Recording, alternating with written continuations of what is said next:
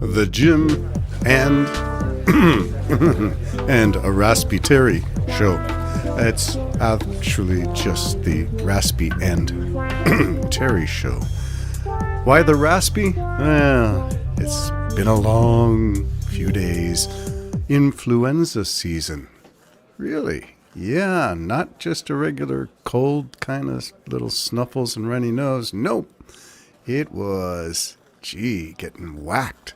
Staying in bed, sleeping hours and hours, and lack of appetite. A little toilet hugging now and then. Spare you the details? Okay, I will. Everybody's been there. I have a great story, much to my embarrassment of my wife. One time, I think it was the Norwalk flu that got me. And it really whacked me. I was heaving so much for so long until you're utterly exhausted. And at some point, I would be just, spewing chunks into the toilet. And in between the one breath that I could take to inhale, I'd be saying, Lord, have mercy. As spewing chunks until there's nothing left. Oh, is that too much detail for you? Lord, have mercy. Takes on a whole new connotation when you can't stop up-chucking into the toilet. What an awful place to be. The only thing worse than that is when you don't know which end to plant in the toilet opening. Is it your head in the bowl? Or is it your butt in the bowl? Whoever thought that would be an item for a discussion. But it is the season. 'Tis the season for influenza. Does that? No, it doesn't really go that well, does it? But it is. And I was ready for this season. I had already booked at the pharmacy to get a flu shot and my latest COVID. And I didn't make it. I had to cancel because I couldn't get out of bed. So how's that for irony? Do you love irony? I do. Except when I'm the one being the victim of the ironic circumstances. In which case, the old saying, sucks to be you, really applies to my life for the past few days. And unfortunately, this has worked its way around the entire family. Is that family love? Feel the love? Share what you got? No, some things you really don't want to share. There's my tale of woe, and for a gap in the and Terry show, Jim is going for his eye surgery for his glaucoma. And I think that's this Friday. So think of Brother Jim as he's undergoing this thing. I'm sure there's apprehension. And will it turn out? Will I end up blind? Will the surgeon sneeze while I'm doing my eye? That's a real concern. There is a funny little bit of all this. We will trust science and trust decision-making by medical authorities on some level. And I'm wondering, on what level do we make that choice, and why do we discard that same deference to science on other occasions? For me, it's a question of the obvious. Why now? Why not then? Why this? Why not that? And why not all the time? Why just some of the time? And on what criteria, what basis do you make those decisions for yourself?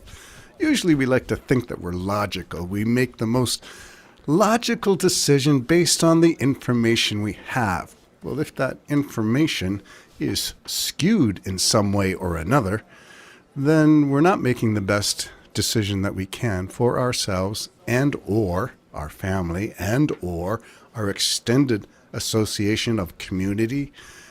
That's kind of where I'm at now in the book by Dr. Peter Hotez, who is an immunologist at Texas State and has developed a patent-free COVID vaccine.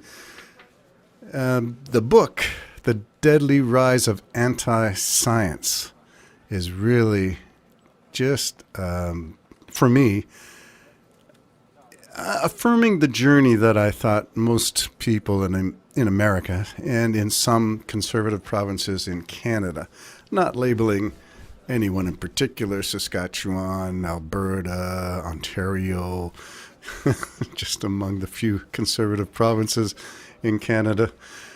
The ironic part is that while provincially people are going conservative in their voting, it has been a federal Liberal government elected and re-elected and re-elected. So I'm wondering if that indicates anything. There is an election coming up for Canada. 2025 likely, maybe sooner, if Jagmeet Singh pulls the plug on the alliance that is keeping government going in Canada during these turbulent times. And by turbulent times, I mean the kind of things where the world, who would have thought this? The world is at war with Russia? Is it the world? Well, certainly the economic world is at war with Russia. Well, most of the economic world. There are still some rogue nations not enforcing sanctions, which means, Russia does what Russia does. Go and gets its resources wherever it can. Beg, borrow, and steal where necessary. And of course, there's money to be made when Russia's in desperate times, and that means profiteering. And usually that means capitalists, and sometimes that means even American industries or even Canadian ones are not doing all they can to tighten their belts and join the economic sanctions on Russia to end the war against Ukraine. Just to reiterate my own position through the fog of my flu and recovery, not quite feeling up to 100% yet, but maybe I'll get there. I'm going to wager this one, that the war in Ukraine will not end maybe within a year, but it will take a lot of NATO cooperation, and I'm not sure that that is always as evident as it needs to be. Give Ukraine everything it needs to win the war. There is no option for defeat. Russia must go. Leave all the territories that it has taken since 2012 or 2014 when they marched across the bridge. I mean, you could see them building the bridge. You could see them driving their army across the bridge. And I kept on saying, as I was a teacher at the time, teacher of history unfolding before your eyes, why is Obama doing nothing? Well, I think there was a whole bunch of kerfuffle going on in the Middle East, and I think there was the Egyptian uprising, the Syrian uprising. Assad was getting help from Russia, and that needed to be reined in. So there are all kinds of reasons why internationally no one stopped Russia at Crimea. But you have hell to pay if you don't. And that's the way it is with all tyrants. Okay, so where am I going? How did I get from "'tis the season for influenza" to war in the Middle East, war in Ukraine, Gaza? Wow. I don't even know where to begin, except all human loss of life is a tragedy. Opening statement. Beyond that is the more open to debate side, which says Hamas is a terrorist organization. Check this box, yes or no. If you have a computer flowchart, you would say if yes, then, and take it over to a column for further questions. If you say no, go and follow that column of questions. So the first question should always be, is Hamas a terrorist organization? If you refuse to answer that one, then there's a problem. No further discussion required. You cannot possibly sit on the sidelines while 1,300 or whatever the number is, Israeli citizens were tortured, mutilated, tormented, harassed, taken hostage, and the most violent and inhuman ways possible. If you can't start your discussion by that, instead of saying, from the river to the sea, from the river, intifada, forget all that. I'm sorry. I lose it when you want me to be pro-Palestinian, but not anti-Hamas. And that leads me to conclude, is Hamas and pro-Palestinian the same thing? If you're a Palestinian in Gaza, are you automatically default position you're a Hamas supporter? How much collusion is there? How much collusion is there with United Nations delivering human assistance, human aid, fuel, food, safe passage? Or is the United Nations complicit, knowing what Hamas was doing in the hospitals, knowing about tunnels, knowing about weapons, knowing all this stuff, and turning a blind eye at best, aware but doing nothing? Or were surgeons and doctors and chiefs of staff, all medical officers, were they threatened by Hamas? So we got to get all the information out, I think, before we start judging the bombing of tunnels. That's just one issue, but there are so many others, and I don't even know where I'm going on all this. These are just thoughts without a thinker. On a day after a couple of days of lying flat, recovering from a flu, not COVID. Do you still have your COVID testing kits? That takes me back to the topic at hand. Dr. Peter Hote says in the book, The Deadly Rise of Anti-Science. Yeah, things are coming again. I felt vulnerable for the first time in years. I escaped COVID and flus and seasonal colds for 3 years because we were practicing strict hand washing, sanitizing doorknobs and handrails, wearing masks when we're in companies and small quarters.